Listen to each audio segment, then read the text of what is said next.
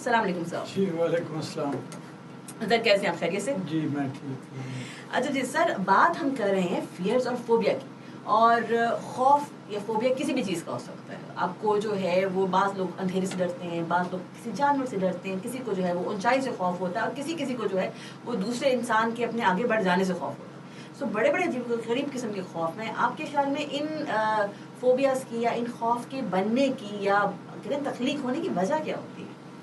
بہت شکریہ، آپ نے بڑا اہم نفسیاتی موضوع رکھا ہے. یہ خوف جو ہے وہ ہماری جبلت میں سے ایک ہے. جبلتوں میں جیسے بھوک ہے، پیاس ہے، باقی جو جنس ہے، تو اسی طرح خوف جو ہے وہ انسان کی فطرت کا، جبلت کا حصہ ہے. ٹھیک ہے. یہ ہوتا ہے. یہ خوف ہونا یا خوف زدہ ہونا اب نارمیلٹی نہیں ہے. ٹھیک ہے.